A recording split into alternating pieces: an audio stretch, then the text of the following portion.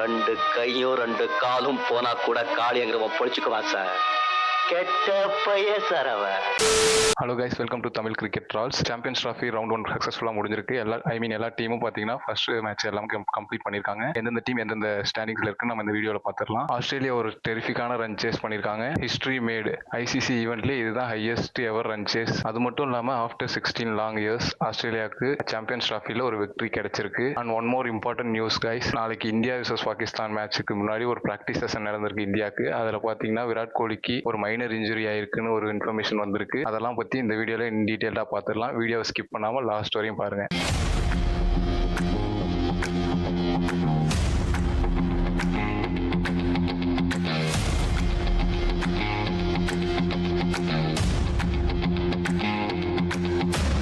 Australia பார்த்தீங்கன்னா இன்றைக்கி ஒரு செம்ம டெரிஃபிக்கான ஒரு விக்ட்ரி. ஸ்ரீலங்காவோட சீரீஸில் பார்த்தீங்கன்னா சும்மா ஆக்ஷன் மேடம்ட்டு இருந்தான். ஆனால் இப்போ ஐசிசி ஈவெண்ட்டுன்னு சும்மா சில்லுன்னு நடந்து வந்து மேட்சை ஜெயிச்சுட்டு போயிட்டானுங்க. அப்படியுமா அவர் போன பிறகு அப்படி சும்மா அப்படி சில்லு சில்லு சில்லு சில்லு. ஓகே, ஃபர்ஸ்ட் இங்கிலாண்டோட இன்னிங்ஸை பற்றி பார்த்துடலாம். இங்கிலாண்டோட இன்னிங்ஸும் சூப்பராக விளாண்டாங்க. ஃபில் ஷாட்டோட கேட்ச் வந்து அது ஒரு எக்ஸ்ட்ரானரி கேட்ச். அதெல்லாம் ஒன்றுமே பண்ண முடியாது, கரெக்டான பிளேஸில் தான் அடிச்சார். அலெக்ஸ் கேரி சும்மா சூப்பர்மேன் மாதிரி பறந்து அந்த கேட்சை பிடிச்சி தூக்கி போட்டார். இன்னைக்கு அலெக்ஸ் கேரி 2 கேட்சுமே பயங்கரமாக பிடிச்சாரு. தொட்டதெல்லாம் தங்கங்கிற மாதிரி கேட்சு, பேட்டிங் எல்லாமே சும்மா சூப்பராக பண்ணிட்டாரு. அதுக்கப்புறம் ஜேமி ஸ்மித் முந்தின பால் தான் 4 அடிச்சாரு. அடுத்த பாலும் அடிக்க போய் திருப்பி கேட்ச் ஆகி அவுட் ஆயிட்டாரு. ரூட் இன்னைக்கு ஒரு எக்ஸ்ட்ரானரியான இன்னிங்ஸ் ஆடினாரு. அந்த பார்ட்னர்ஷிப் வந்து டக்கெட்டுக்கும் ரூட்டுக்கும் சும்மா சூப்பராக பில்டப் ஆகி நல்லா ஸ்டிச் பண்ணி போயிட்டு இருந்தாங்க. No credits to take away from them. இப்போ பார்த்தீங்கன்னா ஆஸ்திரேலியாவோட இன்னிங்ஸ்க்கும் இங்கிலாண்டோட இன்னிங்ஸ்க்கும் என்ன டிஃப்ரென்ஸ்னா அந்த ஸ்ட்ரைக் ரேட் தான் டிஃப்ரென்ஸ். இன்னிங்ஸோட எண்ட் அப்போ எல்லாருமே சொன்னாங்க இங்கிலாந்து ஒரு 360 380 சில பேர் 400 கூட சொன்னாங்க. அதெல்லாம் அப்படியே பேக்வர்டாக இழுத்துட்டு வந்தது வந்து இங்கிலாண்டோட பேட்டிங்னு சொல்லலாம். அந்த பேட்டிங் லைனப் பார்த்தீங்கன்னா பட்லர் 21 பாலுக்கு 31 ரன்னு 109 ஸ்ட்ரைக் ரேட். லிவிங்ஸ்டன் 17 பாலுக்கு 14 run 82 strike rate. Brendan cars ஒருத்தர் வச்சிருக்காங்க, அதை அவரை பத்தி அப்புறம் பேசுவோம். அவர் வந்து 7 பாலுக்கு 8 ரன்னு 114 ஸ்ட்ரைக் ரேட். இந்த மாதிரி பெண்டக்கெட் ஆடி 165 ரன் எடுத்து உங்களுக்கு ஒரு நல்ல பேஸ் செட் பண்ணி கொடுத்த அப்புறம் அந்த இன்னிங்ஸ் வந்து ஃபினிஷ் பண்றது உங்க கையில தான் இருக்கு. அந்த இடத்துல தான் பிக்கா இங்கிலாந்து வந்து கோட்டை விட்டாங்கன்னு சொல்லலாம். இவங்க சொல்லலாம் 350 அடிச்சிட்டோம், இதுக்கு மேல என்ன அடிக்கிறது. ஆனா இது 350க்கான பிச்சே இல்ல, ஃபுல்லா இது ஒரு ரோட் ரோலர் பிச்சு. அதுல வந்துட்டு பினிஷிங்ல இன்னும் கொஞ்சம் அடிச்சிருந்தா ஒரு 400 ரன் கிட்ட தேத்திருக்கலாம். Story would have been different. Jofra Archer தான் பேட்டிங்ல கடைசியா இன்னும் கொஞ்சம் இன்டென்ட் காட்டினாரு. 10 பாலுக்கு 21 ரன்னு 2 4 ஒரு 6 அடிச்சு 210 ஸ்ட்ரைக் ரேட்ல விளையாண்டு இருந்தாரு. ஆஸ்திரேலியாவில் எப்படி ஒரு மேக்ஸ்வெல் வந்து டப்புன்னு அடிச்சு ஒரு ரன்னுக்கு கூட்டு தேத்தி விட்டாரோ அந்த மாதிரி இங்க இங்கிலாந்துல வந்துட்டு அந்த ஒரு மேக்ஸ்வெலோட எஃபெக்ட் இல்லாம போச்சு. எபிலிட்டி இருக்கானா இருக்கு, கண்டிப்பா பட்லரால அடிக்க முடியும், லிவிங்ஸ்டனால அடிக்க முடியும். ஆனா வந்து அது பெர்ஃபார்மன்ஸா கன்வெர்ட் ஆகல. ஆன் பேப்பர் வந்து இங்கிலாந்து ஒரு ஸ்ட்ராங்கான சைடா இருக்காங்க. சொல்ல போனா பெண்டகேட் வந்து 143 பாலுக்கு 165 ரன் அடிச்சாரு. ஸ்டார்டிங்ல இருந்து எண்டு வரையும் ஒரு 2 பிடிச்சி பயங்கரமா ஆடி கொடுத்தாரு. ஒரு பேட்ஸ்மேன் வந்து 165 ரன் அடிச்சு அந்த டீம் தோக்குதுன்னா அப்போ வந்து அவங்களுக்கு எங்க ஃப்ளா இருக்குன்னு பாத்துக்கோங்க.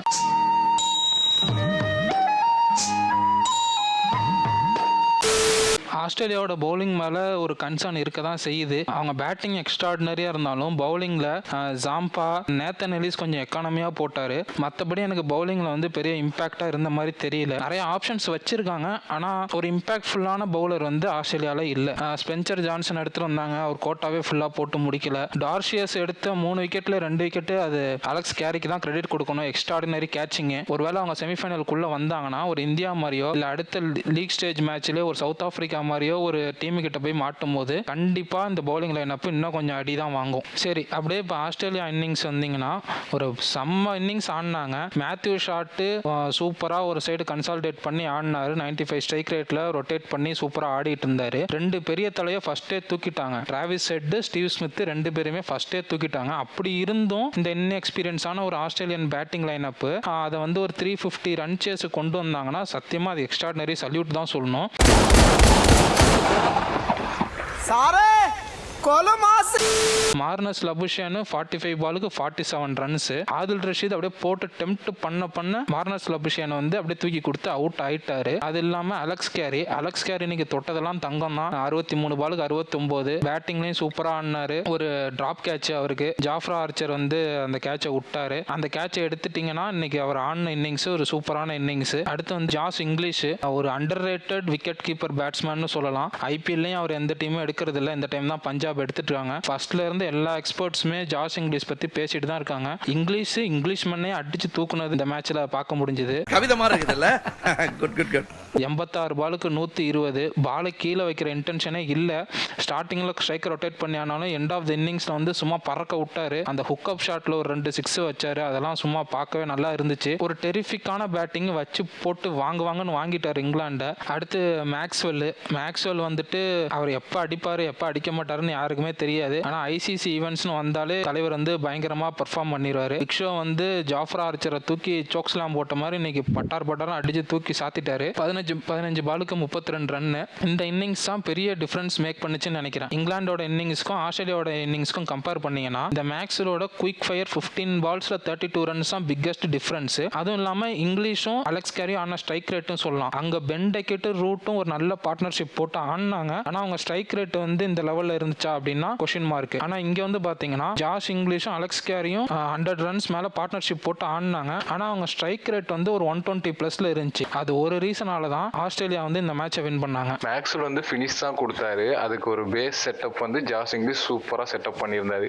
அவர் செட்டப் பண்ணியிருந்தது மேக்ஸ்வெல் வந்து பிரில்லியண்டா ஃபினிஷ் பண்ணி கொடுத்துட்டாரு. இந்த லெவல்ல வந்துட்டு ஒரு சைடு வந்து பார்ட்னர்ஷிப் பலமா போயிட்டு இருக்கும் போது ஜாஷ் இங்கிலீஷும் அலெக்ஸ் கேரியும் மேட்ச் ஆல்மோஸ்ட் ஆஸ்திரேலியா பக்கம் கொண்டே போயிட்டாங்க. அந்த அளவுக்கு போயிட்டு இருக்கும் போது கைக்கு வர ஒரு கேட்சை வந்து ஜாஃப்ரா ஆர்ச்சர் வந்து டிராப் பண்றாரு. இந்த மாதிரி கேட்ச் எல்லாம் அவங்க டிராப் பண்ணாங்கன்னா கடவுளால கூட இங்கிலாண்டை காப்பாற்ற முடியாது. ஆமா, இது நோட் பண்ண வேண்டியது. ஏன்னா நெக்ஸ்ட் ஓவரே ஜாஃப்ரா ஆர்ச்சர் கொடுப்பாங்க. ஃபர்ஸ்ட் 2 பாலுமே 4. அதுவும் அதே அலெக்ஸ் கேரி ஃபர்ஸ்ட் 2 பாலுமே 4. அடுத்து 2 அந்த ஒரு ஓவர்லயே பார்த்தோம்னா 10 ரன் அடிச்சிருவாரு. 48ல அவரோட கேட்சை டிராப் பண்ணுவாங்க. அங்கேருந்து 69 ரன்ஸ் அடிச்சிருக்காரு. 20+ ரன்ஸ் எக்ஸ்ட்ராவா இப்போ ஆஸ்திரேலியன் ஸ்கோர் கார்டுக்கு ஏறி இருக்கு. இப்போ அதுவும் இல்லாம இந்த ஐசிசி சாம்பியன்ஸ் டிராஃபே பாத்தீங்கன்னா எல்லா மேட்ச்லயும் ஒரு பெரிய கேட்ச் டிராப் இந்த மாதிரி இன்சிடென்ட் நடக்குது.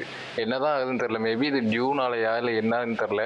ஆனா இந்த மாதிரி ரொம்ப இன்டர்நேஷனல் லெவல் பிளேயர்ஸ் கைக்கு வர கேட்சை எப்படி டிராப் பண்றாங்கன்னு எனக்கு ஒன்றும் புரியல. அப்புறம் அந்த பிரண்டன் கார்ஸ் ஒருத்தர் இருக்காரு. அவரை எதுக்கு டீம்ல வச்சிருக்காங்கன்னே தெரியல. லாஸ்டா கொஞ்சம் புல் பேக் பண்ணாரு இன்னிங்ஸை. அந்த லாஸ்டா அவர் போட்ட ஒரு 2-3 ஓவர் நீங்க எடுத்துட்டீங்கன்னா அவரோட எக்கானமி வந்து 10க்கு மேல இருக்கும். பவர் பிளேல அவர் கொடுத்தாங்க, வச்சு வாங்குவாங்கன்னு வாங்கிட்டாங்க பவர் பிளேலே. அதுவும் இல்லாம அவரை பிலீவ் பண்ணி கொடுத்துட்டே இருக்கவும் அவரை பார்த்தாலே அடிக்க ஆரம்பிச்சிட்டாங்க. நம்பியா பார்த்தாலே அடிக்கணும் இருந்துச்சு. பார்த்தாலே எப்பறம் ஒருத்தனை பார்த்து அடிக்கணும் போல தோணும். பாரு ஜேமி ஓவர்டன் ஆடி இல்லாம பென்கார்ஸ் ஆடுறதுக்கு அவரும் தான் கொஞ்சம் இவர் ஆல்ரவுண்டர்னு சொன்னா நான் ஒத்துக்கவே மாட்டேன். ஓவர்டன் வந்தாலாவது டப்புன்னு ஒரு 2 6 கூட அடிக்க சான்ஸ் இருக்கு. எனக்கு என்னமோ ஓவர்டன் வந்து ரீசெண்டா நல்லாவும் பெர்ஃபார்ம் பண்ணியிருக்காரு. ஆக்சுவலா இந்தியா கூடயே விக்கெட்லாம் எடுத்துட்டு பேட்டிங்லயும் சுமாரா ஆடினாரு. ஆனா விக்கெட் எடுத்திருக்காரு. இன்ஃபார்ம் இந்த மாதிரி இப்போ ரெக்கார்ட் பிரேக்கிங் சேஸ்ல எந்த பவுலருமே பெருசா பெர்ஃபார்ம் பண்ணலன்றப்ப அவர் நல்ல இன்ஃபார்ம் பவுலர். அவர் யூஸ் பண்ணிருக்கலாம். மேபி பிளேயிங் லெவல்ல அவர் எடுத்திருக்கலாம் பிரண்டன் கார்ஸ்க்கு பதிலா. டியூ இருந்தா ஸ்பின்னருக்கு தான் அசிஸ்ட் ஆகாதுன்னு சொல்லுவாங்க. ஆனால் அவங்க ஸ்பின்னர்ஸ் எல்லாருமே சூப்பராக போட்டிருக்காங்க. சூப்பராக இருந்தாலும் ஓரளவுக்கு போட்டிருக்காங்க. ஆனால் அதே நீங்கள் ஃபாஸ்ட் பவுலர் எடுத்தீங்கன்னா அப்படியே ஆப்போசிட் வச்சு வாங்குவாங்கன்னு வாங்கிட்டாங்க. அதுவும் லாஸ்ட்லாம் ஜாஃப்ரா ஆர்ச்சரை வச்சு பொழந்துட்டாங்க. மார்க்கவுட் கொஞ்சம் நல்லா போட்டிருந்தாரு, அவரையும் கடைசியாக அடிச்சிட்டாங்க. ஜாஃப்ரா ஆர்ச்சர்லாம் இன்னைக்கு வச்சு செஞ்சுட்டாங்க. பத்தாவதுக்கு அவர் நோ பால் ஃபீல்டிங் மிஸ்டேக் எல்லாமே பண்றாரு. இன்னைக்கு அவர் டே இல்லை, கம்ப்ளீட்டா இன்னைக்கு அவர் டேவே கிடையாது. பேட்டிங்ல தான் ஏதோ பர்ஃபார்ம் பண்ணியிருக்காரு. மற்றபடி பவுலிங்ல ஃபீல்டிங்ல ஒரு டே வந்து சுத்தமாக கிடையாது. சரி, நாளைக்கு மேட்ச் பற்றி பார்ப்போம். நாளைக்கு இந்தியா பாகிஸ்தானு எல்லாருமே ரொம்ப பில்டப் கொடுக்குறாங்க. இந்தியா பாகிஸ்தான். ஆனால் என்னை பொறுத்தவரையும் நாளைக்கு ஒரு ஒன் சைடட் மேட்சாக தான் இருக்கும்னு தோணுது. இந்தியா வந்து பாகிஸ்தான் வந்து கம்ஃபர்டபுளாக ஜெயிச்சிருவாங்க. ஆனால் cricket is a funny game. என்ன வேணா நடக்கலாம், எதுவும் சொல்ல முடியாது. Cricket is a funny game தான். ஆனால் Pakistan is a funny team. அவங்க வந்து இந்த ஐசிசி டோர்னமெண்ட்ல வந்து அவங்க தேத்த முடியாது. அவங்க திருப்பி போய் ரீஒர்க் தான் பண்ணணும். இந்தியா வந்து நாளைக்கு கம்ஃபர்டபுளாக ஜெயிக்கிறாங்க இந்த மேட்சை. விராட் கோலிக்கு ஏதோ இன்ஜுரின்னு சொல்லிட்டு இருந்தாங்க. அதோட ஸ்டேட்டஸ் தெரியுமா உனக்கு? ஆமா, நானும் பார்த்தேன். அது ஏதோ ஒரு பிராக்டிஸ்ல வந்து லெஃப்ட் லெக்ல அடிபட்டிருக்கு. ஐஸ் பேக் வச்சுட்டு ரிலாக்ஸ்டா தான் இருந்தாரு பார்க்க. எனக்கு தெரிஞ்சு நாளைக்கு பிளேயிங் லெவன்லயும் இருப்பாரு. எதுவும் பயப்படுறதுக்கான எதுவும் கிடையாது. எனக்கு தெரிஞ்சு நாளைக்கு பிளேயிங் லெவன்ல இருப்பாரு. சரி, நாளைக்கு இந்தியா பாகிஸ்தான் மேட்ச் முடிஞ்சோன்னா அந்த ரிவ்யூல நம்ம பார்க்கலாம். Until then good bye, thank you.